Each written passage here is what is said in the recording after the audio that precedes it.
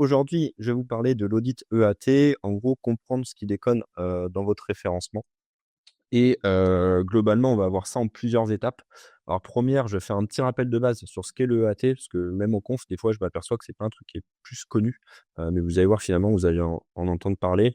Je vais vous faire un petit audit externe, c'est-à-dire votre entreprise vue du web, comment Google voit votre boîte, voit votre image et du coup, essaie de comprendre ce qui déconne.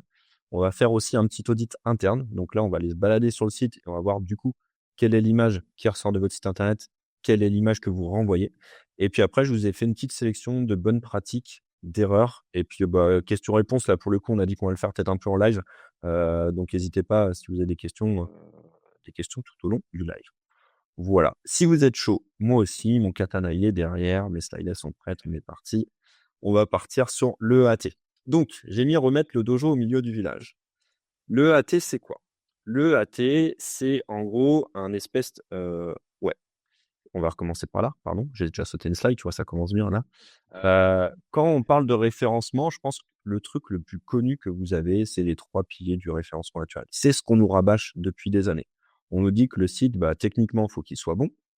On nous dit que les contenus doivent être de qualité et qu'on doit avoir une bonne réputation. En gros, on communique beaucoup là-dessus. Ça, c'est vrai, c'est toujours d'actualité, sauf que ça a évolué au fur et à mesure des années. Donc oui, il faut que le site il soit performant. Oui, il faut que les contenus soient de qualité et qui correspondent à l'intention de recherche d'un utilisateur. Et oui, il faut que vous soyez populaire, qu'on parle de vous un peu partout sur le web pour remonter dans les résultats naturels de Google. Mais pas que. Google a sorti ce qu'on appelle l'EAT. L'EAT, c'est le truc, on va dire le niveau 2. On va rester sur de la gamification. On avait le niveau 1, les 3 piliers du SEO. Le niveau 2, c'est l'EAT. Ce que Google va rechercher pour faire remonter votre site internet dans les résultats de recherche, c'est 4 facteurs. Un facteur d'expertise, un facteur d'expérience, un facteur d'autorité et un facteur de fiabilité. Donc, c'est ce qu'on appelle l'EAT, expérience, expertise, autorité, trust ou fiabilité. Qu'est-ce que ça veut dire concrètement?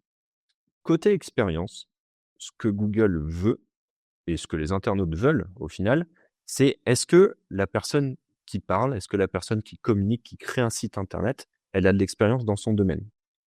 Si, je vous fais un site internet, sur le potage, sur, le jardin et cetera et que, je suis un mec qui fait des arts martiaux, j'ai aucune expérience là-dedans, c'est logique que ça marche pas. Donc ça, c'est la partie expérience. Après, il va aller checker la partie expertise. Qu'est-ce qui me prouve que l'auteur, qui va écrire même sur un site connu, il est référent, il a des compétences dans ce domaine-là. Imaginons que, bah, encore une fois, j'aille cette fois créer du contenu sur un site hyper connu qui parle de jardinage, et que je fasse tout un article là-dessus, mais j'ai aucune connaissance sur ce sujet-là. J'ai aucune notoriété ailleurs sur le web qui dit que Dimitri Ajon, il est compétent pour parler, de quand planter des tomates. Et ben, du coup, forcément, ça fonctionne pas. OK? Et ça, c'est Google, c'est des choses qu'il va aller chercher. 3e point, c'est l'autorité. Est-ce que ma marque, genre Infoconception, ça peut être, Links Club, est-ce que ma marque ou l'auteur, Dimitri Ajon ou Alain, on est connu sur, ce qu'on va dire? Est-ce que, bah, voilà, Dimitri Ajon, il fait des conférences, il fait des trucs, donc il est légitime pour parler de référencement. OK, pourquoi pas. Mais par contre, il est pas du tout connu pour parler de nains de jardin, de plantation, de choses comme ça. Donc ça marche pas. Et dernière étape, c'est la fiabilité. La fiabilité, est-ce que tout ce qu'on dit, au-delà d'être vrai, c'est vérifiable? Est-ce que tout ce qu'on a avancé sur notre site internet, est-ce que tout ce qu'on a avancé sur notre contenu, est-ce que tout ce qu'on dit, on est juste des mythos, qui se donnent une bonne image ou est-ce qu'au contraire c'est vérifiable? Vérifiable comment? Bah, je sais pas, des labels, des avis, des références, des choses comme ça. On va revoir tout ça un petit peu plus loin. Mais globalement, c'est ça que Google, veut voir de vous et c'est comme ça que ça fonctionne dans les résultats naturels. Pourquoi ça marche comme ça et pourquoi on le sait?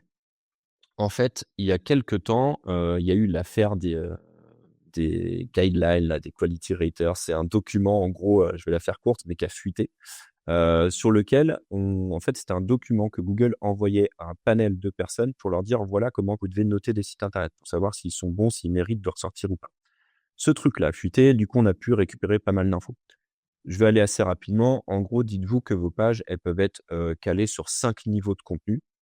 Très faible qualité, du coup, vous êtes désindexé, c'est-à-dire que Google ignore complètement votre page. Faible qualité, moyenne qualité, haute qualité et très haute qualité. Pour vous donner un comparatif, très faible qualité, c'est un truc, tout pourri qui sort de ChatGPT sur un truc complètement inconnu, OK? Très haute qualité, ce serait, le prix Nobel de la paix qui ferait une tribune sur, la famine dans le monde. OK, là, on serait, très haute qualité, c'est légitime et cetera. Donc nous, notre objectif quand on va faire de la création de contenu, quand on va créer des sites internet, c'est d'essayer d'être au moins dans qualité, moyenne ou haute qualité. OK? Et je vais essayer de vous montrer comme ça. Mais en tout cas, voilà, sur ces 3 slides-là, je voulais essayer de vous faire prendre conscience et vous faire comprendre de ce qu'était le l'EAT et pourquoi on se focalise là-dessus. Du coup, première session de commentaires. Si vous avez compris, mettez un petit commentaire, ça me fera plaisir. Au moins, on aura recentré ce que c'est, le l'EAT. Maintenant, on va pouvoir rentrer dans le vif du sujet. Je regarde le temps qui passe en même temps, on est pas mal. Et l'idée, c'est de vous expliquer comment moi, très perso, hein, je fais en interne avec mes clients pour voir si, si en gros le l'EAT est respecté, si on suit bien ce truc-là. Donc premier truc, pour chacun de mes clients, je répète à chaque fois, j'ai un premier rendez-vous, je vais essayer d'avoir une vue, externe de l'entreprise, une vue du web. Comment je fais ça? Et ben simplement, je vais aller taper le nom de la marque sur internet et je vais essayer de voir tous les résultats qui ressortent. Donc, si on a le temps, si vous voulez qu'on le fasse pour votre marque, n'hésitez pas à envoyer des commentaires encore une fois, et puis Alain, il sélectionnera et on essaiera de le tester. Je vais vous montrer ce que ça donne pour ma propre marque pour Infoconception. Premier truc que je vais tester, du coup, je vais faire une recherche, je vous ai dit, très simple sur Internet. Je vais aller checker, ça c'est une copie de la première page de Google, je vais aller checker quels sont les résultats qui ressortent. Donc logiquement, j'ai mon site internet qui ressort, très bien. Mais qu'est-ce qu'on a au-delà de ça? Est-ce qu'on est connu sur Google? Bah, deuxième lien que j'ai, moi, ça va être une fiche de mon entreprise sur la page de la mairie. Donc niveau fiabilité, niveau autorité, on est pas mal. Troisième lien, je vais avoir un lien sur LinkedIn, donc ça va me prouver qu'on est actif et qu'on est présent sur d'autres réseaux, donc c'est un peu vrai. Les pages jaunes, Indeed et encore une fiche sur une autre mairie où il y a une autre agence. Donc globalement, si je fais un petit bilan global juste de ça, je peux savoir si l'entreprise, elle est connue. Si elle est connue pour la même activité, ça c'est hyper important, il faut aller checker un petit peu les descriptions qu'on va avoir en dessous pour voir si on parle vraiment de la même activité.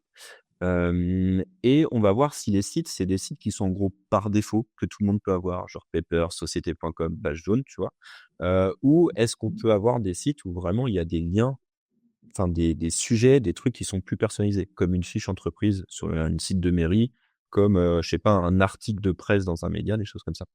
Donc ça, c'est la première étape si vous voulez auditer votre marque. Faites un point dans Google, regardez quels sont les résultats et essayez d'en tirer des conclusions. Donc là, je vais pas prendre de gants, hein, pour ma propre marque. On parle bien toujours de la bonne entreprise, de la même entreprise, donc c'est cool. J'ai pas de concurrents qui ont repris le même nom ou ça ressort pas sur d'autres sites qui ont rien à voir. Les sources sont plutôt rassurantes. On a du page jaune, on a des sites de mairie, on a le site de l'agence, on a du LinkedIn. Par contre, mauvais point, et du coup, il faudra que je corrige aussi. Je remarque que quand je lis les descriptions, qui sont les métadescriptions, là, le petit texte en noir, ben je me rends compte que l'activité, elle est pas si claire que ça. Des fois, on va parler de formation, des fois, on va parler de référencement, des fois, on va parler de SEA, des fois, on va parler de réseaux sociaux, de création de site internet. Donc, à moi d'essayer d'aller travailler un petit peu tous les contenus à gauche, à droite pour avoir une image qui soit beaucoup plus claire. Si je veux ressortir sur agence SEO, ben qu'on ressorte typiquement que là-dessus. Donc ça, c'est le premier truc à tester. Deuxième chose, hop, c'est la fiche entreprise. La fiche entreprise, pareil, il faut qu'elle soit cohérente, il faut qu'elle soit remplie. Donc en gros, est-ce que la marque a une fiche entreprise? Oui. Est-ce que, j'ai bien intégré le nom, quelques mots-clés, même si on a tous des discours différents là-dessus sur le titre de ma fiche? Est-ce que les infos, elles sont renseignées, elles sont vraies et je peux les retrouver sur internet? Par exemple, les horaires, le numéro de téléphone, ce genre de choses. Est-ce que j'ai rempli des services? Est-ce que ces services, ils correspondent encore une fois à l'image que je voulais donner de mon entreprise? Donc là, je parle de web marketing, je parle de référencement, je parle d'audit SEO. OK, on reste dans le cadre d'une agence web. Et puis derrière, est-ce que j'ai des avis? En fait, on pourrait aller beaucoup plus loin que ça, mais de chercher ça. Est-ce que les avis sont en lien avec ce que je propose? Est-ce qu'il y a des réponses, et cetera, et cetera. Donc ça, pareil, faites-le sur votre propre entreprise et essayez de voir que vous avez une fiche qui est bien remplie avec des avis. Donc Et là, c'est c'est important, hein. Ouais, c'est très important. Je vois encore trop de structures en local surtout qui n'ont pas leur fiche My Business optimisée. Et aujourd'hui, quand vous cherchez des leads, surtout en local, la fiche My Business, c'est vraiment le b.a-ba, hein. Honnêtement, aujourd'hui, quand vous cherchez un kiné, quand vous cherchez des choses que vous voulez chercher près de vous, la plupart des gens vont fonctionner par la map ou par les pages My Business. Donc, si vous êtes déjà pas sur les pages My Business, autant dire que ça va être compliqué, quoi. Donc, avant de penser à un site, surtout si vous faites du local, même s'il faut penser à un site, attention, hein, mais travaillez vraiment votre page My Business, quoi. Ouais, clairement, on dit là, dans les stats que j'ai vues, en gros, une fiche entreprise, une boîte qui a une fiche entreprise, c'est en moyenne 70% de plus en visibilité locale. C'est hyper impressionnant. Donc, il faut y aller et ça coûte pas cher. Enfin, c'est gratos. Faut passer du temps. Ponctuellement, c'est bien optimisé, ça marche bien. Et ça ramène, encore une fois, de la fiabilité à votre site internet, à votre entreprise. On parlait de l'EAT. Et ça ramène de l'autorité. Il y a vraiment tout qui est bon à prendre là-dessus. Donc, faut vraiment, vraiment pas hésiter à le faire. Encore une fois, allez checker si vous avez une fiche. On a une petite question de Marion. Il y a que chez moi que la GMB a changé. Alors oui, il y a eu des changements sur la GMB, ça Ouais. c'est sûr. Mais après, le fonctionnement reste le même, hein, dans l'absolu. Ouais, sur l'espace d'admin où en gros, les les actions que tu fais sur ta fiche sont présentes maintenant directement dans Google et ils te mettent des petits cercles un peu, colorés là pour voir si tu as rempli toutes les infos et cetera. Mais ouais, ils avaient pour objectif de plus passer par l'espace d'administration. Du coup, je continue là-dessus donc ouais, vérifiez que vous avez bien une fiche entreprise, qu'elle est bien remplie, et surtout qu'elle garde la même image que ce que vous voulez, diffuser sur internet. Troisième volet sur l'audit externe et ben c'est d'aller stalker sur les réseaux sociaux. Moi, typiquement, encore une fois, une boîte, quand elle vient me voir, je vais essayer d'aller checker tous les réseaux sociaux, si elle en a, si elle en a pas, combien elle a d'abonnés et surtout son activité, si c'est, récent ou pas récent. Donc encore une fois, pour Infoconception, on a une page Facebook, on a une page Insta, on a un peu de followers, c'est pas foufou. Le seul truc qui peut être négatif pour moi, dans toute, neutralité, c'est que mes posts, en fait, j'ai fait quand j'ai le temps, quoi, tu vois? Et du coup, Google, ce qui peut se poser, comme question ou ce qu'il peut en déduire, c'est: «Est-ce que la boîte, elle existe encore?» Est-ce que, c'est arrêté? Et donc si tu as des espèces de questions, tu vois, qui se posent comme ça un peu partout sur le web, et bah, potentiellement que tu vas descendre, en termes de qualité, en termes de fiabilité. On peut pas vérifier qu'Infoconception soit toujours ouvert, puisqu'on peut pas vérifier qu'il soit toujours actif, puisqu'il y a pas d'actualité sur les réseaux sociaux. Donc mon avis là-dessus, si vous avez un réseau social que vous avez pas le temps d'utiliser, fermez-le. Fermez-le. Ne donnez pas une image de, joyeux Noël 2022, enfin c'est mort. Il faut vraiment fermer les réseaux sociaux ou alors s'y mettre. Essayez d'en avoir au moins 2. Donc là, par exemple, sur LinkedIn, bah, voilà, on a un peu plus d'abonnés, ça remonte à 3 semaines. Sur YouTube, il y a aucun compte. Sur TikTok, pareil, il y avait un compte, ça remonte à 1 an. Donc la conclusion de ça, pour ma propre entreprise, il faut le tester sur la vôtre aussi, c'est en gros, je peux fermer Facebook, je m'en sers jamais. Je peux continuer Insta, LinkedIn, mais par contre, faut que je me bouge, quoi. Faut que je sois régulier. Et ça, c'est parlant pour tout, en fait, hein. Je prends souvent cet exemple, mais sur les avis, sur les liens, c'est un peu la même chose. Si, quand vous allez au restaurant, l'avis du restaurant date d'il y a 2 ans, bah, vous allez vous en méfier beaucoup plus que s'il date d'il y a 1 semaine. Donc ça, Carrément. c'est un peu le même principe. C'est-à-dire que essayer de demander régulièrement des avis et pour les campagnes de backlinks, bah, pareil, essayer d'avoir un rythme régulier. Alors attention, faut pas que ça soit, robotique, je fais 2 liens le lundi, 2 liens le mais essayez de garder une sorte de régularité là-dedans pour montrer à Google que vous êtes actif. Ça, c'est ultra important. Ouais, complètement. Et autre point que j'aime bien les voir, maintenant on parle beaucoup d'IA, parce que oh là là, putain, je galère avec mes slides, hein, on sent la première fois là, je suis désolé. Allez checker, ouais, avant ça, allez checker aussi du côté des newsletters, podcasts. J'en ai pas parlé, mais il y a plein d'éléments, qui sont différents, hein. S'il y a une boîte à newsletter, est-ce qu'elle est active ou pas? S'il y a un podcast aussi.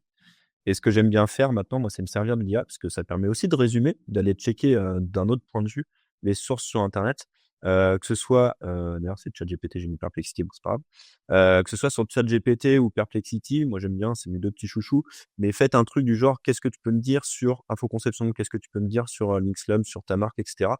Et il va essayer comme ça de vous dire: «Bon, bah, OK, ils ont l'air connus dans tel truc, sur tel secteur géographique, mais il manque ça» et cetera. Là, typiquement sur ChatGPT, il va me dire que OK, l'image elle est bonne, mais par contre, ça manque de cas clients, ça manque de tarifs communiqués, ça manque de positionnement exact. Et ça, c'est des choses hyper intéressantes qu'on peut garder en tête pour communiquer sur son site internet, comme sur tous les réseaux sociaux. Enfin, tous les réseaux, différents d'ailleurs, la fiche et cetera, partout sur le web.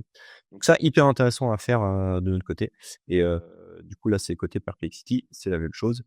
Moi, je fais un cumul de tout ça, ma vision, vue de l'externe, les réseaux sociaux, les podcasts et newsletters, la vue de l'IA, et j'essaye après de me générer une espèce d'interprétation en nuage de mots-clés. OK, qu'est-ce que je peux me dire de tout ce que je viens de voir? Ils font des sites internet, c'est une agence marketing, des fois il y a agence web qui ressort, OK, ça c'est pas mal. Tout ce qui est élément en bleu, c'est rassurant, ça corrobore un peu ce qu'on voulait te donner. Par contre, ils me parlent d'agence web aux essarts, alors que moi je sais que l'agence n'existe plus ou que c'est fermé en temporaire, etc. On parle d'identité visuelle, mais je crois que c'était une agence SEO, pas une identité visuelle. Il y a peu d'activités sur les réseaux sociaux, donc est-ce qu'ils sont encore là? Et j'ai peu d'articles de presse finalement sur l'entreprise. OK, j'en ai peut-être sur des collaborateurs, mais pas sur la boîte. Donc globalement, là, pour ma propre boîte, je sais sur quoi je devrais travailler. C'est enlever les infos qui ne sont plus bonnes, changer celles que je peux modifier. Par exemple, identité visuelle, pas du tout chez nous, tu vois? Et puis, relancer l'activité sur les réseaux sociaux. Je sais qu'en faisant ça, je vais renforcer mon EAT et le fait de renforcer le EAT, j'en ai pas parlé, mais ça va renforcer l'ensemble de vos positions sur Google. Ça va renforcer l'ensemble de votre écosystème SEO. Ça va renforcer l'ensemble de vos contenus. Dès que Google a une meilleure image de vous, il vous fera remonter au global. Ouais, si vous avez des questions, n'hésitez pas. Je passe à la partie 2 de mon audit externe. C'est qu'il faut pas auditer juste la marque, il faut aussi auditer ses ambassadeurs. OK? Vous avez tous, je pense, des sites internet, vous avez potentiellement peut-être des blogs où vous allez diffuser des infos. Et ben, Google, il veut pas connaître que Infoconception, il veut connaître la personne qui a rédigé pour Infoconception. Et si cette personne, on l'a dit tout à l'heure, elle est cohérente, et elle est experte, elle est compétente dans ce domaine-là, ça amènera de la plus-value. Si par contre on n'en a jamais entendu parler, et que n'importe qui pourrait faire le même copier-coller, globalement, bah, du coup, ça a pas de poids. Donc il faut aller faire un audit des ambassadeurs, rebelote, on tape le nom et prénom de la personne, on essaie de voir quelle est son image sur Google. Donc pour moi, voilà, pour le coup, beaucoup plus complet qu'Infoconception. On va avoir plein d'événements sur, du SEO, des choses comme ça, donc c'est cool. Et du coup, on va avoir pas mal de choses qui ressortent là-dessus. Donc si Dimitri Ajon, sur le site Infoconception, fait du contenu SEO, c'est cohérent.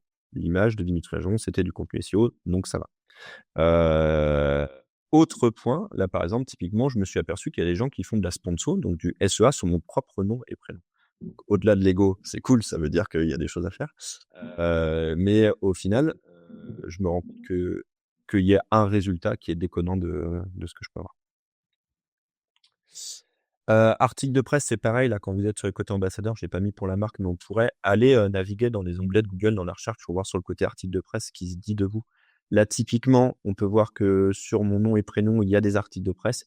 Par contre, les articles de presse, eh ben, c'est pas tant pour le SEO que ça. C'est beaucoup plus sur les réseaux locaux, les trucs comme ça, les événements sur lesquels je vais participer, moi, en local à Nantes. Et du coup, il va y avoir beaucoup plus d'articles de presse là-dessus. Et finalement, l'image de Dimitri, c'est pas que SEO, c'est SEO et genre, je sais pas, réseau pro, tu vois, association d'entreprise, ce genre de choses. Donc là, il faudrait essayer de faire plus de notoriété sur le SEO là-dessus. Et pareil, je reviens sur les réseaux sociaux, mais pour l'ambassadeur, est-ce que j'ai des comptes perso? Est-ce que je communique dessus? À quelle fréquence? Est-ce qu'on peut montrer que c'est réel ou pas? Et sur l'image, est-ce que je communique toujours sur la même chose? Donc là, je vais pas tout refaire parce que le temps avance, mais globalement, l'idée, c'est ça.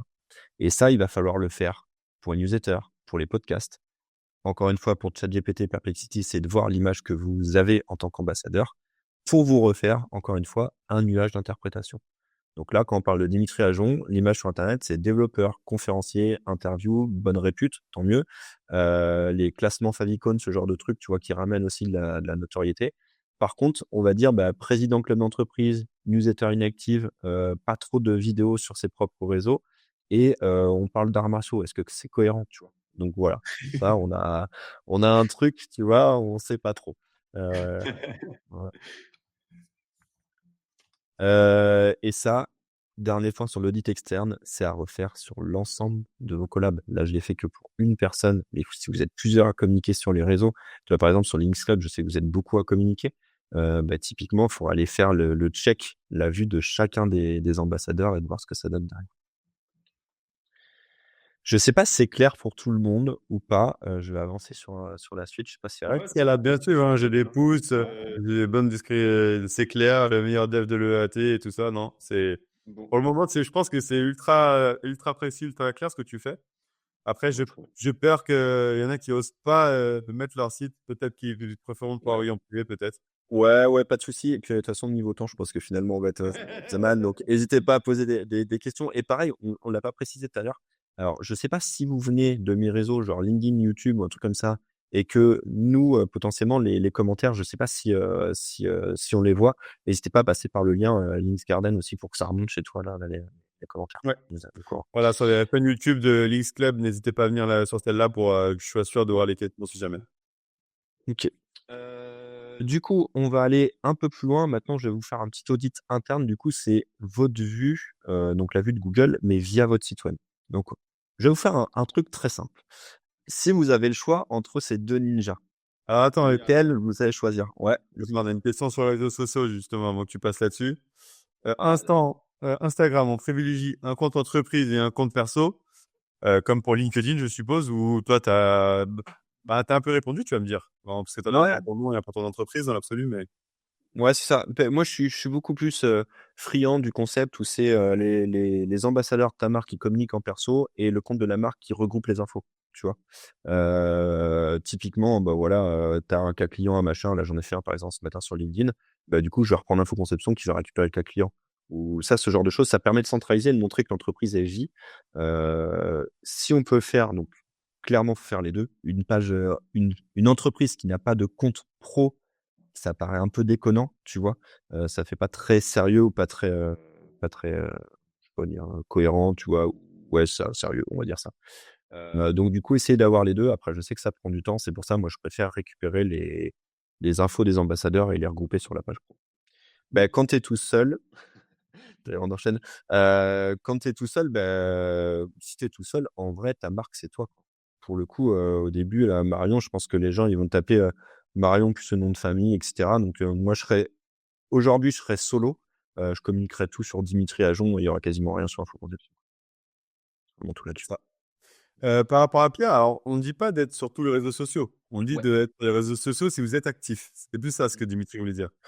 Exactement, j'en parlais aussi là en conf là, au CE Summit, mais en gros, c'est utopique de penser que tu peux être présent sur tous les réseaux. C'est mort d'avance, quoi. Si tu veux faire le truc sérieux, il y en a tellement, ça pousse dans tous les sens, il y a trop de formats et cetera. Moi, ce que je vous recommande, c'est d'être présent sur les réseaux sur lesquels déjà vous avez envie, qui sont cohérents avec votre boîte, mais surtout, une fois que vous les avez choisis, soyez actif et cohérent sur l'image que vous envoyez. Juste ça. Tu peux être sur 2 réseaux, mais par contre, fais-le proprement. Alors, nous envoyer une marque. Je te laisse avancer et puis on verra si on a le temps de Ouais, ça marche. varier tout à l'heure. Je vais tester. Du coup, audit interne, je reprends là-dessus. Donc là, c'est vu du web. Si je vous donne ces 2 ninjas, forcément, vous allez me dire que vous allez avoir un petit peu plus confiance en suite droite qu'en suite gauche, parce que sur l'esthétique, ils donnent un peu plus envie. Pourtant, c'est 2 ninjas. Donc là, on va faire la même chose. On va avoir 2 sites internet, enfin 2 sites internet, on va avoir un site internet, on va essayer de comprendre pourquoi ça donne envie ou pas envie. 1er truc, qu'est-ce que vous pouvez mettre en place sur le côté expertise? Je reprends là vraiment, côté EAT. Si vous voulez améliorer l'expertise, enfin la vue d'expertise de votre site internet, pensez à avoir une page auteur sur chacune des personnes qui va, écrire sur votre site internet et les pages auteurs, c'est pas que les blogs. Vous pouvez très bien faire des pages classiques de votre site internet en disant que ça a été rédigé par telle personne. Ça renforcera la qualité de la page et ça renforcera le comment dire? La crédibilité de vos contenus. Voilà, tu vas sur, je sais pas, tu vas sur Links Club, tu as un truc sur, pourquoi faire du backlink et ben, si c'est une personne en particulier qui est expert en backlink, qui a rédigé ce contenu et que ça se voit, bah, ce sera plus cohérent. Donc mettez en place des pages auteurs et les pages auteurs, c'est pas juste, une petite photo, un nom, un prénom. Mettez une bio, mettez des CV, enfin des CV, ouais, des expériences, des labels, des trucs comme ça, tout ce qui prouve que c'est un vrai auteur. OK? Donc ouais, diplôme, certif, formation. Sur votre site internet, essayez de mettre en place vos expériences professionnelles. Donc, en gros, qu'est-ce qui justifie que vous avez de l'expertise là-dedans? Si vous avez travaillé pour telle ou telle boîte, vous avez tel ou tel cas, essayez de le mettre en place. Mettez également en place, je relis mes notes, hein, au passage, mais intervention, conférence, publication, tout ce qui justifie de votre expertise. Là, typiquement, tu vois, on en parlait en intro, bah, Dimitri, tu fais quoi dans les prochains trucs? Tu as fait quoi avant? Bah, typiquement, ce genre de choses, je le marque pas assez sur mon site internet. Il faudrait que je le fasse. Ça renforcerait l'image que Google va percevoir de moi comme, expert SEO. Et pareil, si vous avez des articles, signez-les avec la bonne personne. Putain, je vous en prie. Tous les gens qui font ça sur WordPress là, où vous faites tous du blog, c'est génial. Mais quand tu vois que le blog c'est admin ou c'est, le nom du webmaster ou quelqu'un qui a rien à voir avec la boîte, qui a signé le truc, et ben ça le contenu il est visible, mais ça casse tout. Je vous donne un exemple même pour moi, hein. J'ai accompagné des clients qui faisaient des trucs sur, du contenu sportif, des choses comme ça. Et quand tu tapais Dimitri Ajon sur Google au début, tu le voyais Dimitri Ajon, auteur du blog qui a rien à voir avec mon métier, tu vois? C'est parce que j'avais laissé ça sur mon compte, c'est une aberration. Donc, signez bien vos articles avec les bons noms de compte sur WordPress ou autre truc. Donc globalement, je reprends là-dessus, mais expertise, faut apporter la preuve que l'auteur s'est déployé. C'est tout, juste ça. Je passe à la suite, côté expérience, je vais assez vite, je suis désolé, je vois le temps qui défile, mais si vous avez des questions, n'hésitez pas. Sur la partie expérience, comment mettre ça en avant sur votre site internet? Mettez des études de cas, mettez des exemples concrets, des trucs réels avec de l'avant, après, toute votre méthodologie. Mettez des photos, mettez des vidéos. Ah ouais, mettez des vidéos et des photos réelles. Je sais qu'on est à l'IA, que c'est cool, qu'il y en a plein, mais Google, il est pas con. Google, il sait quand il y a de l'IA, il y a plein de trucs qui existent comme ça. Donc, si vous mettez un truc du genre, je suis, je sais pas, expert en rédaction de contenu et qu'on a une image qu'on a revue à peu près 14 000 fois qui vient de Fotolia ou Shutterstock, c'est mort pour vous. Vous perdez en crédibilité. Ça prend 2 secondes de se prendre en mode selfie, d'écrire sur son truc et de dire: «Bah, c'est untel qui a fait ce truc». Faites cet effort-là, ça va vraiment vous servir C'est derrière. pareil quand vous faites des ateliers, quand vous faites, des choses dans le bâtiment ou des choses comme ça, une photo réelle aura toujours plus d'impact et vous pouvez même pouvoir vous en servir pour la page My Business, pour plein de choses. Vous faites des vraies photos, ça c'est clair. Ouais, Et les vidéos, pareil, hein, une vidéo de présentation, il y a rien de meilleur, hein. Aujourd'hui, on le sait, hein, la majorité des gens sont sur mobile. Vous leur mettez une petite vidéo, ils appuient sur play, en quelques minutes, ils savent ce que vous faites. C'est beaucoup plus parlant que de leur faire lire un texte imbuvable, des fois, comme on peut voir, avec 7000 mots, et que personne veut lire, quoi. ouais, carrément. Il y a un je rebondis là-dessus, enfin, on a longtemps communiqué en référencement là ces derniers temps en disant que, bah, les vidéos YouTube, elles étaient plus indexées, que ça servait plus à rien sur les sites. C'est une aberration pour moi de communiquer là-dessus. Les vidéos, si vous pouvez en mettre par exemple sur votre page web où vous filmez en mode vous décrivez tout ce qui va se passer en dessous. Alors oui, sur le principe de l'indexation et cetera, ça apporte rien, mais par contre, ça apporte du temps à passer sur votre page, ça apporte une meilleure compréhension de votre visage, ça apporte une meilleure crédibilité, une meilleure fiabilité, ça apporte tout. Et Google, enfin, on en parle, mais Google, il analyse votre comportement plus avec les cookies, les machins, parce que c'est trop chiant, mais on est les 3 quarts sur Google Chrome. C'est Google qui a développé le système, bien sûr, qui capte comment vous vous comportez sur les sites internet. Donc, une vidéo, ça améliorera votre expérience utilisateur sur un site web. Il faut absolument s'en servir. Et encore une fois, ça fera remonter le AT parce que une meilleure expérience utilisateur dans la catégorie expérience. Du coup, voilà. Je me perds, je m'emballe trop vite dans les parenthèses, vraiment, je me suis allé. Avis client détaillé, problème, solution, résultat, n'hésitez pas à le mettre en place. Les témoignages vidéo, on en parlait, des screenshots, des retours d'usage, ça c'est trop bien. Si vous êtes une page sur audit de référencement, ben, croyez-moi, Google, il a envie de voir une image avec une courbe qui remonte parce que vous avez réussi votre audit de référencement et que ça fait des merveilles. C'est logique, tout le monde s'attend à ça. Donc mettez ce genre de choses. Et, euh, et ouais, n'hésitez pas à mettre des tests, des process en voie, tout ce qui peut mettre en avant votre expérience, des données chiffrées, des cas d'études, des trucs comme ça. N'hésitez pas à en mettre sur vos sites web et sur même l'ensemble de vos pages. Tu vois, tu peux avoir une page article de blog et à la fin, tu mets un petit cas d'étude, un truc comme ça passe très bien. Donc là-dessus, la petite punchline, c'est preuve que l'auteur a vécu ce qu'il explique et qu'on n'est pas des mythos. Voilà. Donc, il faut apporter des preuves. Autorité, troisième point. Là, bah, Google, il doit voir que vous êtes connu, que vous êtes pas n'importe qui. Et du coup, il va aller voir, bah, les citations en externe. Par exemple, parce qu'il y a des articles, des sites internet qui vous mentionnent, je parle pas encore de liens, même si les liens, c'est hyper important, on va avoir besoin de backlinks. Mais en tout cas, les citations, si vous faites des recherches sur Google, là, vous tapez vraiment votre, nom et prénom avec, entre double cotes. Je fais ce geste-là, putain, j'ai l'impression d'avoir 50 ans. Et bah, du coup, vous allez voir tous les sites internet qui mentionnent vraiment votre nom et prénom, le nom de votre marque. Et bah, du coup, vous allez voir s'il y a des citations. Ça, c'est hyper intéressant. Ça servira au SEO, ça servira au LLM, là, tout ce qui est IA, et cetera. Il y a plein de choses à faire là-dessus. Donc, les citations, les mentionneurs clés. À l'ère de l'IA, les citations sont obligatoires, hein. Ah ouais, C'est même pas une question, hein. c'est clair. Et là-dessus, arrêtez de vous battre pour obtenir des citations. Battez-vous juste pour être plus visible. Les citations, elles vont venir. Faut arrêter de monter des stratégies en mode alors comment je pourrais être cité dans tel truc machin. Ben montrez-vous, allez dans des trucs, faites-vous des copains, participez à des webinars comme aujourd'hui, faites des trucs et en fait ça vient tout seul naturellement. Donc vous prenez pas trop la tête. Vous serez cité si vous êtes visible. Soyez visible et visible pas que sur le web. Interview, podcast, livre bien, logo, il parle de nous, il nous faut confiance. Tous ces éléments-là vont renforcer votre autorité sur un site internet. Les backlinks, là, vraiment, votre domaine, là, chez Sam, mais obtenir des backlinks de contenus, de sites internet qui sont annexes et qui sont vraiment cohérents par rapport à votre page, par rapport à votre contenu sur lequel vous allez le faire pointer. Ça, c'est hyper important en autorité. Je peux te laisser rebondir si tu veux dessus, Ah ouais, c'est de toute façon les liens aujourd'hui les liens, autant à l'époque on pouvait conseiller de faire que ça, on va dire. Aujourd'hui les liens, ça va vraiment être la cerise sur le gâteau. Une fois que vous avez vraiment bien travaillé votre contenu, comme on a parlé de Dimitri tout à l'heure sur le contenu de qualité et ainsi de suite. Une fois que vous avez tout bien travaillé, vous allez apporter ces liens-là qui vont être vraiment l'essence qui va faire avancer votre site et qui va le faire aller, chercher le top 3, le top 5 de Google. Ce qui nous intéresse parce qu'on sait bien, hein, page 2, page 3, personnellement, moi, j'y vais pas en tout cas. Donc voilà. Et les liens, ça va vraiment vous servir à faire ça. Et aujourd'hui encore, celui qui vous dit: «Ouais, mais sans lien, c'est possible». Honnêtement, oui, ça va être possible sur un mot-clé peut-être à 10 de volume de recherche et encore, le mot-clé qui est développé par personne. Par contre, si vous voulez vous positionner sur cigarette électronique ou j'en passe, aujourd'hui, sans lien, ça sera juste impossible. Et encore une fois, là, je payerais très cher s'il y en a un qui me fait une conférence où il arrive à être top 3 sur cigarette électronique ou sur assurance auto sans lien. Est-ce qu'on peut, on peut acheter les liens, faire la conférence, les supprimer juste avant et les remettre? Ah ouais, peut-être, ouais, mais faut pas que ça se vaille du coup. Les gros escrocs.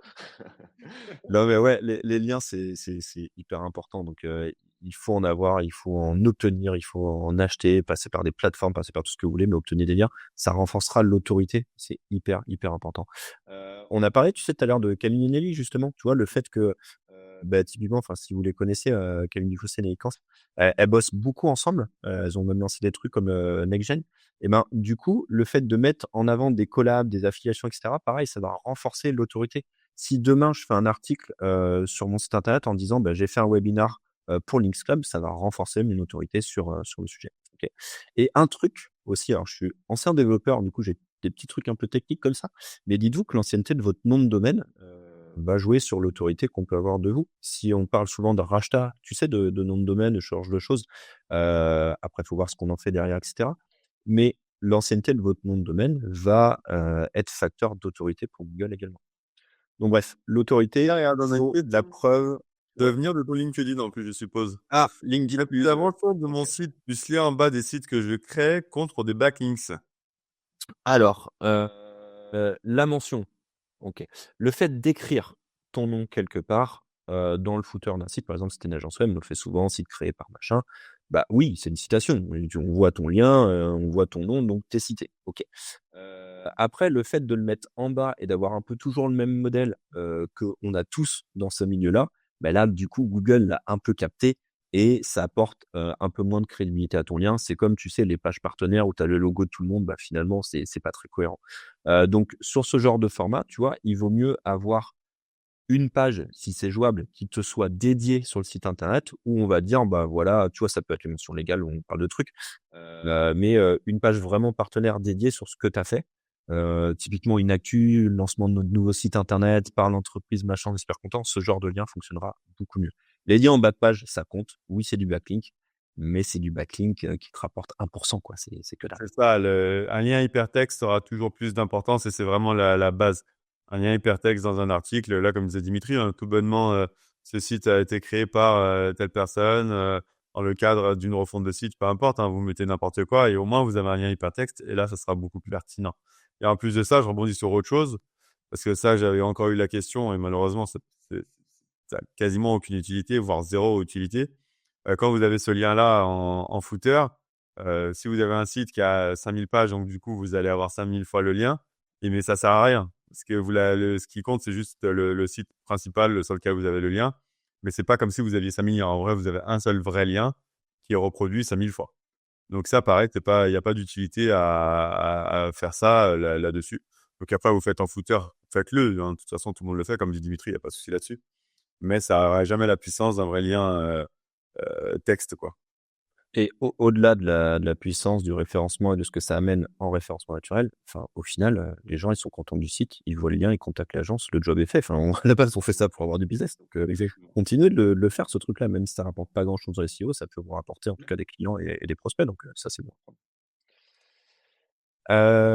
J'aborde 4e point, la fiabilité, donc le T là de trust. Fiabilité, Google côté site, il va essayer de vérifier que tout ce que vous dites est vrai. Donc il va aller checker les mentions légales. Soyez cohérents là-dessus. Qui a fait le site, où c'est hébergé et cetera.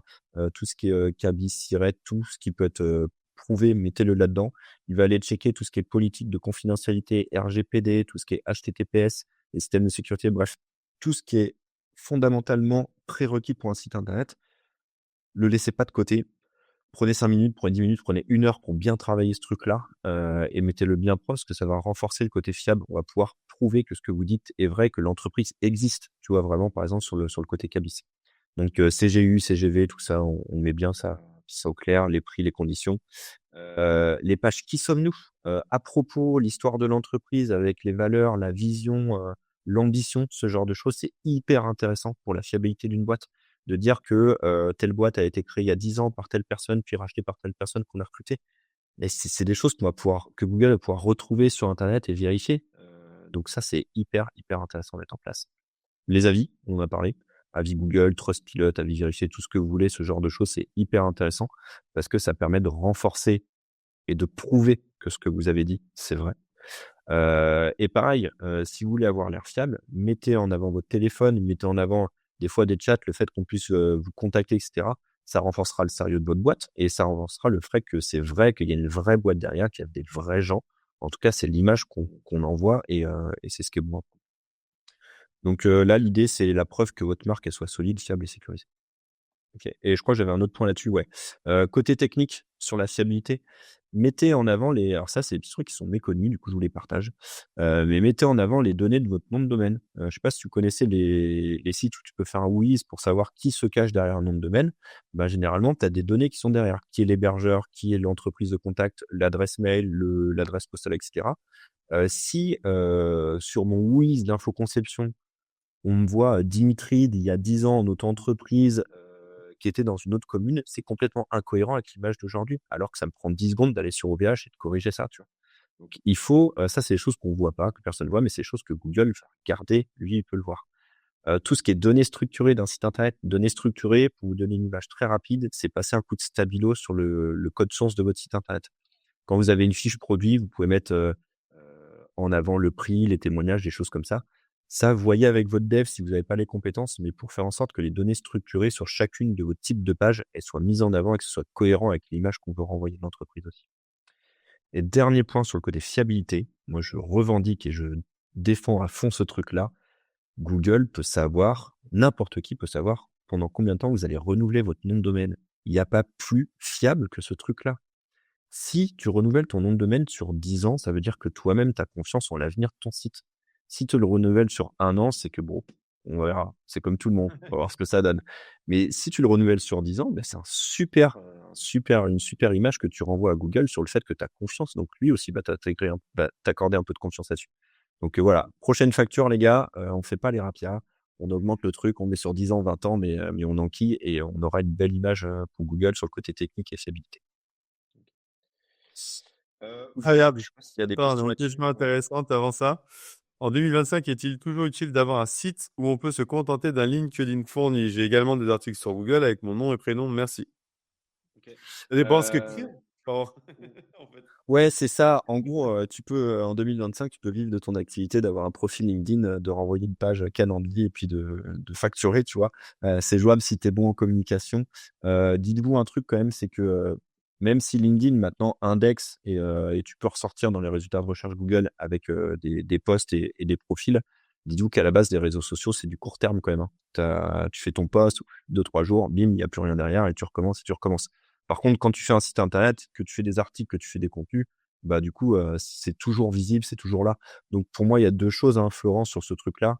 Avoir un site internet perso, c'est primordial pour les prestataires avec lesquels je bosse parce que ça montre qu'ils sont sérieux, qu'ils sont là depuis longtemps. Le C'est réassurant. pas des amateurs. Ouais, il y a une cohérence, de communication, tu vois? Et du coup, ça permet également d'avoir un peu plus d'infos avant de me décider de les contacter et ça permet aussi, bah, de ressortir sur des mots-clés. Enfin, ça permet plein de choses. Donc pour moi, c'est important d'avoir un site internet, même une page de vente, hein, toute simple, hein, au moins de montrer que tu es là, tu as un nom de domaine à ton nom et cetera, voilà, il faut. Mais tu peux faire plein de choses merveilleuses sur LinkedIn, mais pour moi, c'est encore 2 canaux différents. Donc pourquoi choisir? Prenons les 2. Voilà, moi, réassurance surtout. Aujourd'hui, on le voit quand même beaucoup, mais le site internet va vraiment servir de réassurance pour moi sur ce que tu fais, Florence, sur les créations que tu as pu faire. Je sais pas dans quel domaine tu es, mais voilà. Sur les créations que tu as pu faire sur plein de choses.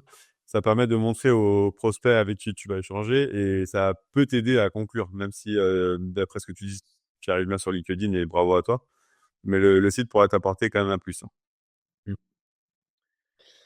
Tu veux qu'on avance? Je sais pas s'il y a d'autres questions. Bonnes pratiques, je vais vous les passer au fur et à mesure, mais en gros, quelques petits tips que vous pouvez mettre en place si c'est pas le cas, en tout cas, les faire la petite checklist, pardon, et vérifier que c'est OK. Un truc tout bête qui prend pas trop de temps, mais moi, c'est créer un site internet sur le nom de l'auteur. J'ai le site Infoconception mais j'ai aussi un site internet qui s'appelle dimitriajon.fr qui me permet de renforcer ma propre image sur Google parce qu'il y a d'autres sources de liens. Ça m'a pris quelques secondes, j'ai pris une page tête simple et en tout cas, ça permet de renforcer l'autorité, la fiabilité. Donc ouais, créer des sites auteurs, c'est bien, ça permet, ouais, autorité, garder de la cohérence sur les thématiques, de montrer qu'on parle bien de sujets, et surtout, c'est aussi une nouvelle source d'inspiration. On parlait des sources dans les LLM, mais quand tu as un autre site internet qui parle de toi et bah, du coup, c'est une source supplémentaire pour prouver que tu es un expert dans ton domaine. Pour créer un site, justement, il y avait une question, et on a une personne qui a enregistré plusieurs marques. Donc effectivement, là, il faut un site par marque, hein. OK, je salue Jérôme que je connais du coup sur le truc là, sur le commentaire. Linkit plusieurs marques, est-ce que je peux utiliser pour améliorer mon référencement, créer des sites par marque? Alors effectivement, moi je trouve que c'est plus intéressant de créer des sites par marque parce que déjà si tes marques elles font des choses différentes, bah, du coup tu peux, vraiment, bah, du coup communiquer dessus. D'un point de vue business, le jour où tu revends une marque, c'est quand même plus facile d'avoir des trucs séparés. Voilà, si c'est bien. Et au niveau de l'INPI, par contre, 2 trucs, faites gaffe, c'est pas parce que vous avez un nom enregistré à l'INPI que ça vous donne tous les droits sur le nom de domaine. Bien d'autres trucs différents. OK. Vous pouvez avoir une marque à l'INPI et le nom de domaine soit pas dispo et c'est mort pour vous. Par contre, si vous avez un site internet au nom de votre marque, que vous avez déposé le truc à l'INPI, beh, parlez-en sur le site. Ça renforcera encore le côté fiabilité de votre marque au niveau de Google. Si dans les mentions légales, on met, «Cette marque est déposée à l'INPI sous tel truc depuis tant d'années», Google, il va aller checker ça, il va dire: «OK, c'est sérieux». J'ai de la réassurance, tu vois? J'ai encore ce truc-là. Et puis là, ouais, avec les marques, vous allez pas forcément viser les mêmes mots-clés. Donc, même principe, un site, si vous avez un site qui va parler aussi bien de cigarettes électroniques que d'assurance ou de bonnets pour l'hiver, ça va être compliqué quand même de justifier tout ça. Donc, là, autant faire un site par marque, c'est beaucoup plus pratique et fiable sur la durée, quoi. Mmh. J'avais noté ça niveau bonne pratique aussi, la cohérence entre tous les réseaux sociaux. On l'a dit tout à l'heure, mais soyez présents sur les réseaux, c'est cool. Mais on en parlait à Fabien tout à l'heure sur le commentaire là, mais gardez la même image. Parlez pas sur, LinkedIn, genre, référencement, sur Insta, création de site, sur, Facebook, d'autres choses. Essayez d'avoir une image qui soit cohérente vraiment partout pour qu'encore une fois, quand on fasse une recherche sur vous, sur votre marque, sur Google, tout soit cohérent. Vraiment travailler là-dessus. Par contre, moi, un truc que j'exploite et que je trouve cool, si vous avez une boîte avec plusieurs ambassadeurs qui communiquent, là, vous pouvez tous leur donner un espèce de domaine d'expertise. Ça renforcera leur autorité sur les articles sur lesquels ils vont travailler. Typiquement, nous, à la boîte, on a des développeurs. Et ben, si je leur dis de communiquer sur du développement sur les réseaux sociaux et que sur notre site internet, ils font des articles spécifiques à du dev et à de la technique, bah, c'est nickel. Voilà, travailler là-dessus. Supprimer les déchets. Ah ouais, on en parle très peu. Mais du coup, par rapport à ce qu'on a vu tout à l'heure là sur les résultats de recherche, hésitez pas à fermer et à aller envoyer des messages à tous les trucs qui sont incohérents. Reprenez votre analyse de départ là sur Google et essayez d'aller, fermer tous les trucs qui sont pas bons. Si, il y a un article de presse qui sort sur un sujet qui a rien à voir avec vous ou qui date, d'une vie passée, essayez de le retirer ou essayez de le noyer dans d'autres articles. Si sur les réseaux sociaux, vous voyez qu'il y a vos profils perso qui ressortent et que sur les profils, on est plus sur du voyage que sur du référencement, eh ben, faites un choix les amis. Soit vous le passez en privé et on le voit plus, soit vous communiquez exclusivement sur le référencement. Il faut vraiment essayer de fermer et supprimer tous les trucs qui sont trop éloignés de votre sujet pour garder cette cohérence à chaque fois. Tac, si tu as des questions, c'est le moment Alain. Je passe à la dernière slide. Bon, on est impec, tu peux y aller. On est pile dans les temps, ça Allez, sera impec. eh bah, super. Du coup, les erreurs classiques, donc si vous avez ça, essayez de les corriger. C'est tout bête, hein, je pense qu'on l'a déjà dit, mais cette liste est non exhaustive. Il y a plein d'erreurs possibles, on en voit tous les jours. Mais avoir uniquement un site web, pour moi, c'est une erreur. Mettez des fiches entreprises, du réseau sociaux, des voilà, soyez présents un petit peu partout. Ne pas avoir animé ses réseaux sociaux, j'en parlais tout à l'heure, hein, même pour moi, typiquement pour Conception, ils sont pas assez actifs. C'est un truc que je devrais corriger. Ne pas représenter son entreprise à titre perso sur les sites, dans les réseaux sociaux, sur les réseaux pro, typiquement, arrangez-vous déjà pour vous entendre bien avec vos salariés, qu'on soit content de bosser chez vous et que vos salariés deviennent vos meilleurs ambassadeurs.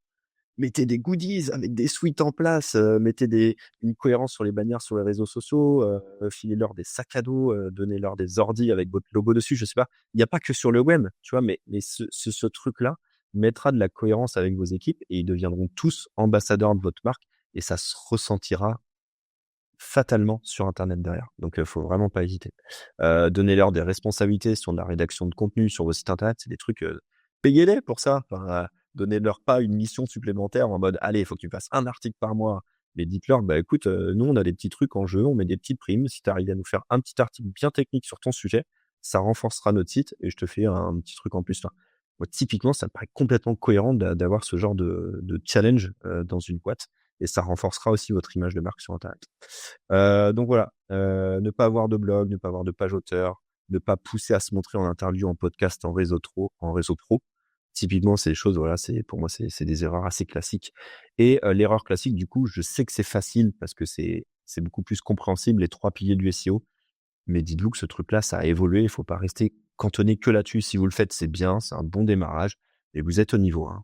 Passez au niveau 2, surtout avec tout ce qu'on vient de vous dire. Je pense que vous avez quelques billes pour mettre des choses en place. Je crois que c'est tout. Est-ce que je passe C'est sur ça, il y a tellement de leviers en fait, ça je le vois, comme tu dis, mais je le vois encore trop où on va se cantonner à un seul levier, qui peut être le SEO ou autre, mais il y a le SEO, il y a le SEA, il y a la marque, il y a votre image, il y a les réseaux sociaux. Il y a vraiment tellement de leviers possibles. Aujourd'hui, il faut pas vous fermer une page. Voilà, selon votre typologie, selon votre persona, selon ce que vous vendez, selon ce que vous faites, il y a plusieurs choses qui vont marcher. Si vous êtes dans le voyage, aujourd'hui, ne pas avoir un TikTok ou un Instagram, par exemple, je pense que c'est complètement, dépassé de pas faire ça. Voilà, donc si vous avez un e-commerce pour les jeunes, bah, TikTok Shop aujourd'hui, on le voit, ça bombarde, du feu de Dieu. Donc encore une fois, essayez de vous adapter, essayez de rester en veille, essayez de voir ce qui se passe. Alors effectivement, on a ce truc de quand vous êtes, auto-entrepreneur ou ce genre de choses, bah, vous allez plus loin que votre simple métier, c'est forcément ça. Mais après, vous pouvez aussi vous rapprocher, de personnes qui vont pouvoir vous aider, vous accompagner. Mais vous fermez pas de porte. Voilà, il y a vraiment, plein de choses à faire. Le site internet est la base, on va dire, parce qu'effectivement, c'est ce qu'on a l'habitude de travailler, mais il y a plein de choses autour, quoi, plein de choses. très bien. Si vous avez des questions, n'hésitez pas, en commentaire. Là, on va approcher de la fin, on va regarder ça et moi, je veux bien vos retours. Vraiment, je suis trop chaud à chaud, de savoir ce que vous avez pensé du webinaire, si ça vous a plu, si ça a correspondu, on dit ça? Au titre, la promesse du début. En tout cas, si vous y voyez plus clair en EAT, si ça vous a chopé des trucs, des petites astuces à mettre en place, moi, je pense qu'on aura réussi le taf, sur le webinaire aujourd'hui, ce sera Ouais. pas mal. On a encore le temps pour une ou 2 questions, pas plus. On a été dans le timing, donc c'est super. Merci Dimitri d'avoir répondu présent à ce webinaire. En tout cas, moi, de mon côté, ça a été vraiment un plaisir de l'animer avec toi. C'était très clair. Encore une fois, c'est ce que j'aime bien aussi avec toi ou avec, Camille ou même Amandine que j'avais pu avoir. On essaye de rendre le contenu un peu plus, attractif, un peu plus facile à comprendre. Avant, je me rappelle les premières conférences que je voyais, c'était un peu lui qui était le plus pépique, on va dire. On Ouais, voit c'est que bon. maintenant, on essaie de simplifier, beaucoup plus parce que, bah, justement, on voit qu'il y a des gens qui essayent de par eux-mêmes de gérer pas mal de choses. Là où avant, ceux qui avaient une structure, ils se rapprochaient de quelqu'un, ils faisaient et puis basta. Là, on voit que les gens s'intéressent beaucoup plus au sujet et il faut rendre le sujet plus compréhensible et ça, vous y arrivez très bien, donc c'est cool. Voilà, donc très clair, bonne piqûre de rappel. Voilà, donc ça a l'air d'avoir bien passé. Bah, Titre trop à bien. clair, j'ai bien pris de notes et les points à s'améliorer. Je crois que ouais, c'est cette personne en plus. Donc si jamais, regarde, tu peux te le noter de côté, peut-être le contacter. Ah ouais, carrément. Là, me Je sais note plus si tu ça. avais mis son nom. Tu peux le Je noter regarde, si hein, tu si pas le je numéro. en tout Tu cas, peux faire un alors petit Lyon, faire un petit Mathieu Trot, message ou quoi que ce soit. Ça peut être intéressant. Mathieu Marie Plus, OK et du coup, ouais, si vous voulez plus loin, m'envoyer des petits messages, des trucs comme ça, j'ai mis, en gros, là, je suis présent sur Insta, TikTok, YouTube, LinkedIn plutôt et pareil, si vous voulez vous abonner à la newsletter, j'ai rien à vous vendre, mais globalement, je diffuse quelques infos de temps en temps, donc voilà, ce sera un plaisir de vous avoir dans la liste des personnes qui reçoivent le mail et puis, j'essaye de diffuser, bah, des événements comme aujourd'hui où j'ai pu communiquer qu'il y avait le live et tout ça, donc c'est cool, avec plaisir pour vous voir là-dessus. Pour les backlinks, il y a plein de possibilités. Ouais, le Ouais. site de Muri, forcément, c'est une bonne idée. C'est pas les plus faciles à avoir pour le coup. Après, ça arrive d'avoir ce genre de lien. Mais voilà, il y a plein de possibilités pour les liens. Ce qui va être important, c'est la force intrinsèque du site par rapport au prix, par rapport aux mots-clés que tu vas viser. Si tu travailles assurance auto, forcément que tu n'auras pas le même besoin que si tu es sur quelque chose de beaucoup plus niché. Donc ça, voilà, n'hésitez pas à venir nous revoir. Justement, Links Club, on peut vous accompagner là-dessus. 30 € de bienvenue toujours et différentes offres pour le Black Friday. Donc n'hésitez pas à venir nous voir. Pauline, si jamais tu veux discuter avec nous, c'est avec plaisir qu'on regardera ces différents liens. La question, ça ouais, le temps, oui, forcément, le temps, c'est toujours le nerf de la guerre. Après, bah, justement, n'hésitez pas aussi à vous rapprocher des fois des bonnes personnes qui vont pouvoir vous accompagner. Forcément, on dit que ça peut être de l'argent, ça peut être de tout ça. Mais moi, je le vois toujours comme un investissement. Aujourd'hui, si vous vous rapprochez de Dimitri, de même les anciens qu'on a pu avoir aussi, Amandine, Camille, et ainsi de suite, c'est un investissement que vous faites en ces personnes-là parce que pour les liens, pareil, c'est un investissement. Le but du jeu, c'est que ça rapporte derrière. Donc, effectivement, il faut que ça soit bien fait. Faut que ça soit les bonnes personnes. Mais ça, voilà, n'hésitez pas, encore une fois, pareil, à venir poser des questions et réfléchir à tout ça avec nous. Mais quand vous allez investir sur des liens, le but du jeu, c'est vraiment d'aller chercher un top 3, un top 5 sur Google et d'aller chercher du trafic. C'est vraiment ça le but.